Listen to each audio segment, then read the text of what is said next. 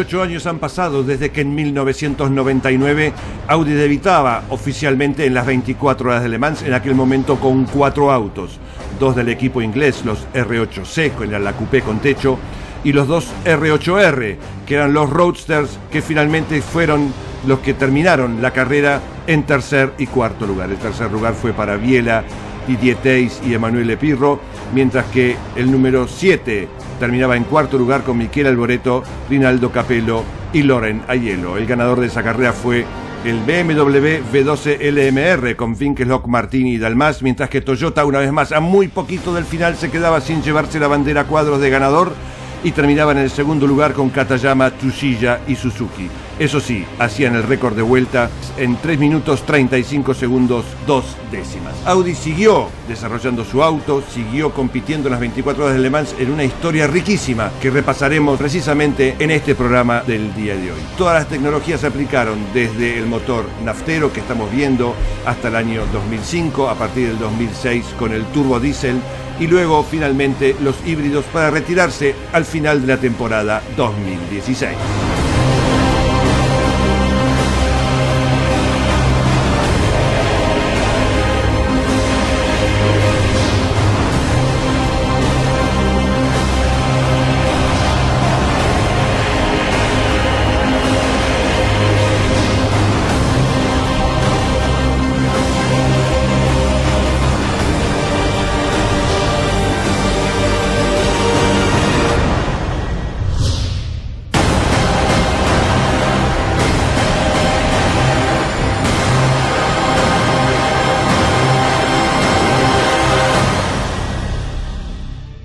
El comienzo de toda esta larguísima y exitosa historia, como te dije, fue con el R8, que tenía un motor biturbo V8 FSI, un V8 a 90 grados de 3.600 centímetros cúbicos, erogaba algo más de 600 HP y tenía un peso de 900 kilos. Caja secuencial de 6 velocidades para transmitir la potencia a las ruedas.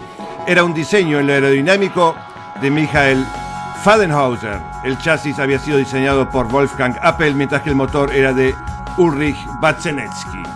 En definitiva, este auto fue tan exitoso que ganó 63 de las 79 carreras en las que compitió.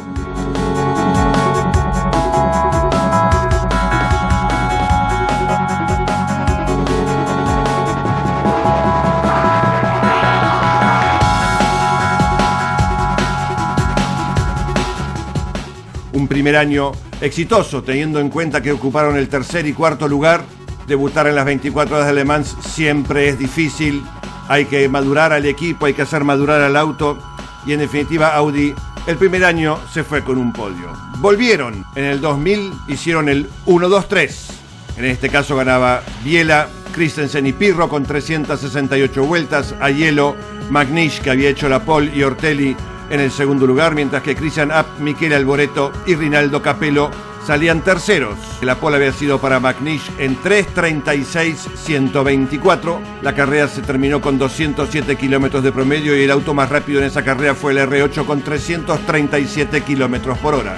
El 2000 año fue un año particularmente difícil para los amigos de Audi porque Michele Alboreto, el 25 de abril del 2001, apenas un mes y medio antes de la carrera, sufría un mortal accidente en el Lausitzring probando el R8 LMP. Había sido ganador en el 97, lo vimos cuando ganaba con el Porsche del equipo Joest, que era el mismo equipo que ahora gerenciaba la parte deportiva para Audi.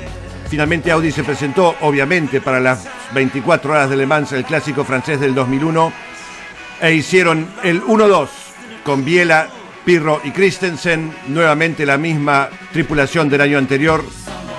El número 2 de Aiello, Capello y Pescatori fue segundo, y tercero terminó un Bentley con motor Audi, tripulado por Wallace, Leitzinger y Van der Poel. La pole había sido para el Audi número 2 en 3:32.427.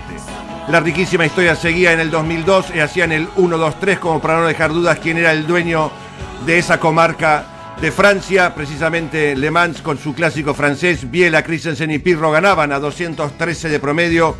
Christensen se empezaba a convertir en el hombre récord de las 24 horas de Le Mans con 4 triunfos consecutivos. Herbert, Pescatori y Capello eran segundos. Werner, Krum y Peter eran terceros. Estos pilotos venían de lo que en aquel momento era el Superturismo alemán. Cuarto era un Bentley con motor Audi. La pole había sido para el auto número 2 en 3:29.905, mientras que la velocidad máxima que se tomaba a un Audi en esa carrera era de 340 kilómetros por hora. Seguía la historia con los motores nafteros para Audi en el 2003, pero en este caso Audi no se presentaba como equipo oficial, sino que equipaban con sus motores a los Bentley, del equipo Just, por supuesto. En este caso ganaba el número 7, un Bentley con motor Audi de 4 litros turbo a 214 kilómetros de promedio. Capello, lo escuchaste varias veces, Christensen, una nueva victoria, y Smith ocupaban el primer lugar. El Bentley número 8 era segundo y el mejor Audi era un Audi particular con el motor anterior de 3,6 litros biturbo en el tercer lugar precisamente. Como con nota de color te cuento que en esta carrera participaba un Pagani Zonda. La pole había sido 3:32.843 y la anterior victoria de Bentley a esta del 2003 había sido del año 1930. 2004 fue nuevamente victoria para el equipo Audi, 1, 2, 3 y 5 para Christensen, Capello y Seiji Hara a 215 kilómetros de promedio, y corría por primera vez después de 1949 un auto diésel. En este caso era un Lola con un motor Caterpillar V10 de 5.200 centímetros cúbicos. 2005 sería finalmente la última victoria para este exitosísimo Audi R8 en sus distintas versiones, pero ya tenían un restrictor en cuanto al ingreso de aire, le habían dado más peso al auto porque la supremacía de Audi era abrumadora, y así todo ganaba Christensen, Leto y Werner, Biela, McNish y Pirro eran terceros, Montagny, Grunion y Ortelis en el cuarto lugar. La pole había sido para el Pescarolo en 3:34.715.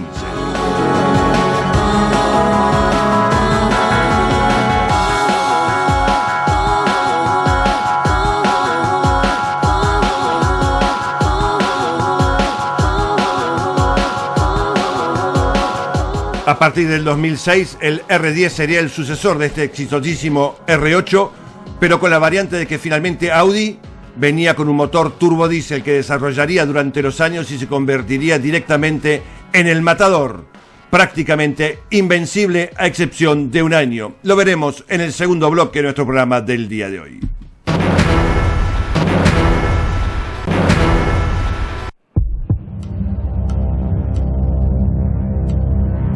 El desarrollo de un nuevo auto siempre implica un gran desafío. El gran desafío para Audi era desarrollar la tecnología TDI para sus autos de carrera. El gran hándicap que tenía este auto era el peso del motor, con lo cual Audi empezó a optimizar en todas las áreas, no solamente tratando de hacer el auto más eficiente desde lo mecánico, sino también desde lo aerodinámico. En cuanto a los frenos, absolutamente todo fue revisado para que este auto con esta tecnología fuera eficiente, fuera ganador.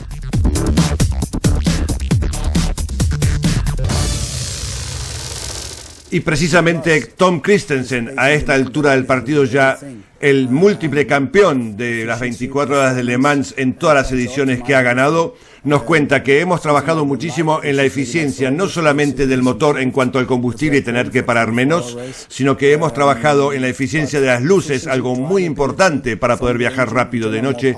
Hemos trabajado en la eficiencia de la parte aerodinámica para que tengamos buen downforce, pero al mismo tiempo no tanto drag. En definitiva, hemos trabajado absolutamente en todos los detalles para que este auto también sea un ganador y podamos seguir con el legado de que nos dejó el R8, con el cual hemos sido hiper exitosos.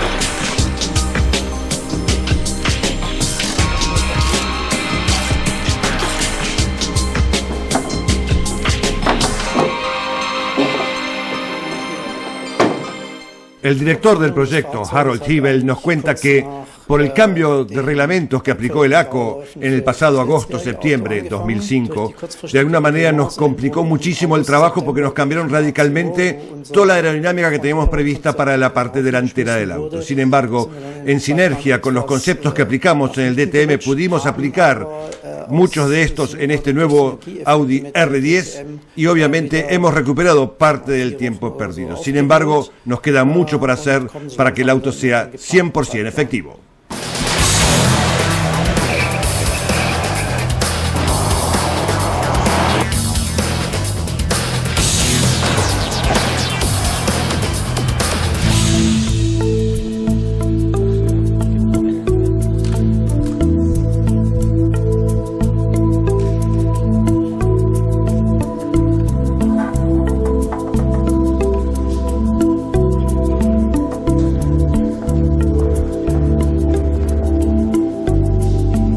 Es importante la decoración en un auto de carrera, cómo se va a ver por televisión, cómo se va a ver en la pista. Por eso, en este caso, con el R10 hemos decidido darle un poco de movimiento, un poco de rock and roll, para que el auto sea más atractivo, más moderno, en definitiva, que se vea mejor.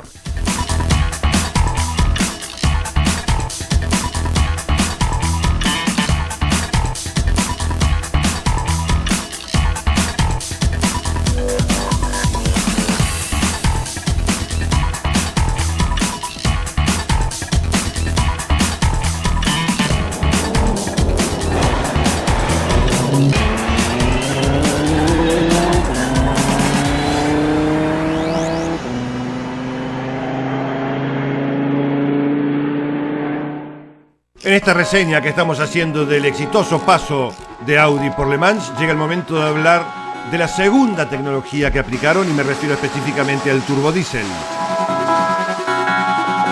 Una tecnología absolutamente nueva, revolucionaria para las 24 horas de Le Mans, por supuesto bienvenida por el ACO. Sin embargo, Audi al principio tenía problemas muy serios porque cuando ponían este motor en el banco de pruebas, el banco de pruebas literalmente explotaba porque no se bancaba los 1100 Newton metros de torque que erogaba este motor de 5.500 centímetros cúbicos y que tenía más de 650, casi 700 HP. El costo anual de este proyecto en aquel momento estaba en el orden de los 15 millones de dólares para desarrollar el auto solamente, más allá de los gastos que implicaba, por supuesto, poner el auto en pista durante todo el campeonato. Pero fue muy exitoso el turbodiesel a partir del año 2006. Ganaron en el 2006 con Biela, Werner y Pirro. Segundo fue el Pescarolo Jet híbrido que debutaba en ese momento, número 17, con Sebastian Loeb, Eric Ellery y Frank Montagny, mientras que tercero era el Audi con Christensen, Capello y Magnish. La pole había sido para el auto número 7, el Audi por supuesto, 3 minutos 30, 4.66 y 2.15 había sido el promedio en carrera.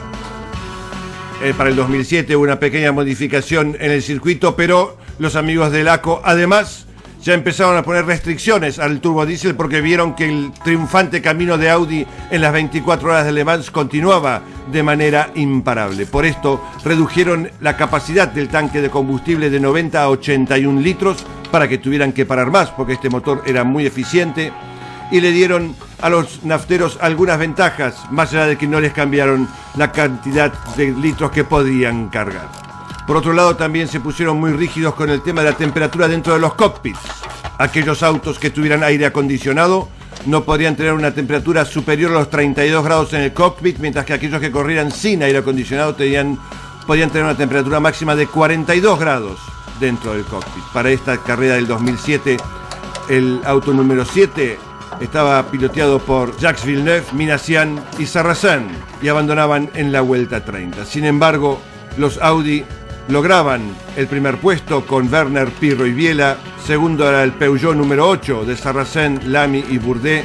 La pole había sido en 3.26, 3.44 y la velocidad máxima, escuchalo y anotalo, 351 kilómetros por hora en carrera, tanto para el Audi como para el Peugeot. Mientras seguimos viendo estas imágenes realmente espectaculares del armado de este Audi para las 24 horas de Le Mans, con todos los detalles que Powersport te muestra cada vez que vemos este tipo de material, te cuento que para el año 2008 Audi desarrollaba el R15, que llegaba bastante verde a la carrera y no tenía la velocidad final necesaria como para correrlos a los Peugeot, que hacían el 1-2-3 en clasificación, con una pole de 3:18.513, impresionante. Los Audi hacían el 4, 5 y 7, siendo el Audi más rápido, 6 segundos más lento por vuelta que el Peugeot más veloz. Los 6 diésel hacían el 1.6. Sin embargo, después de 24 horas, la carrera la ganaba el Audi R15 en su debut en las 24 horas de Le Mans, con Alan McNish, Rinaldo Capello y Tom Christensen una vez más, cuando no. La velocidad máxima era para el Peugeot número 8 con 350 km por hora. Y segundo salían el Peugeot de Minassian, Marc Gené y Jacques Villeneuve. Después de aquel debut en 1999 con el R8, en el cual Audi se subía al podio con un tercer puesto, de ahí en adelante, te decía, fue ininterrumpida la seguidilla de victorias de Audi, más allá que en el 2003 ganó Bentley, pero con toda la mecánica de Audi. Te decía, del 2002 al 2008 habían estado invictos. Sin embargo, como siempre, en algún momento llega el momento de no ganar. Y el 2009 fue el momento de Peugeot, que en su tercer intento con el 908 HDI FAB quedaba con el 1-2 en el podio. Los franceses festejaban en casa por fin y finalmente con un auto que había sido muy efectivo, el más veloz en las últimas ediciones, y que finalmente en este caso pudieron llevar a lo más alto del podio. La pole había sido para Sarrazin con 3:22.888.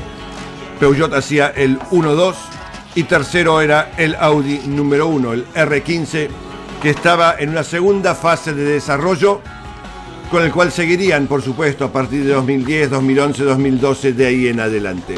Pero eso es historia más reciente que seguramente veremos en algún programa futuro, porque luego de esto, luego de la tecnología turbodiesel, Audi incorporó la tecnología híbrida tan de moda en estos días y que también incorporó Porsche cuando volvió al campeonato del WEC a las 24 horas de Le Mans a reverdecer sus laureles, aquellos que estaba a punto de sacarle a Audi en cuanto a récord de victorias. Pero eso será en otro bloque, en otro momento de Power, porque en este momento estamos viendo precisamente cómo terminaban de armar este auto, que también fue ganador, que también se subió a lo más alto del podio, que también le dio prestigio al Vorsprung durch Technik de los 4 aros de Alemania.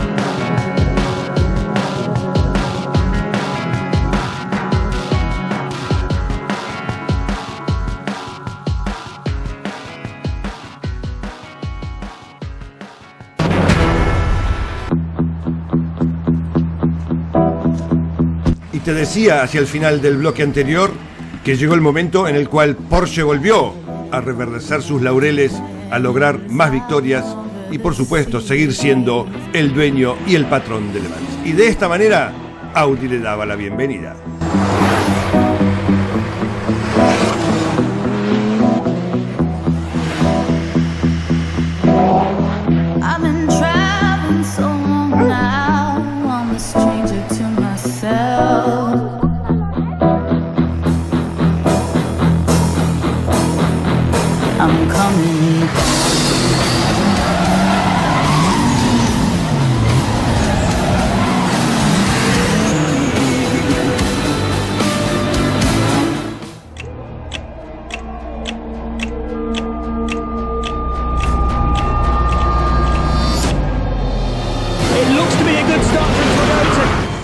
Las 24 horas de Le Mans fueron un espectáculo sublime.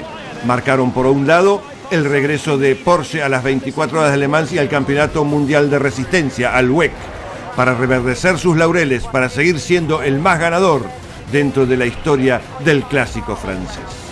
Audi, Toyota y Porsche brindaron un espectáculo sublime que seguramente quedará en el recuerdo de todos aquellos que pudieron verla en vivo y también aquellos que la pudimos ver por televisión. Toyota, una vez más y a poco del final, se quedaba con las manos vacías por enésima vez, y Audi demostraba que no en vano era el más ganador del siglo XXI y que no sería fácil para los primos de Porsche volver a la victoria. Finalmente, la victoria fue para Audi.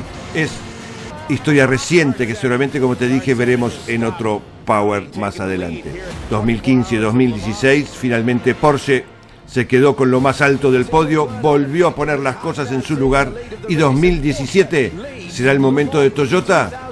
Dios quiera, y Dios quiera en ese caso que sea el número 7. Sin duda alguna veremos una carrera fascinante de lo que es nuevamente el gran clásico francés.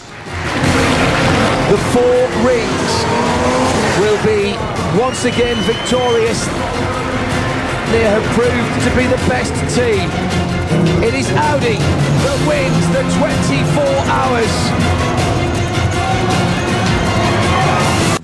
Llegó el momento en el que Audi se retiró hacia final de 2006 y los hermanos primos de Porsche no se olvidaron precisamente de la cordial bienvenida que le habían dado los amigos de Ingolstadt, y de esta manera se despedían y lograban transmitir el mensaje esperanzador en cuanto al regreso de Audi a las 24 horas de Le Mans. Und jetzt noch eine Meldung aus dem Sport. Nach 18 Jahren verlässt Autohersteller Audi die Langstrecken-Weltmeisterschaft im Top-Level-Motorsport. Was?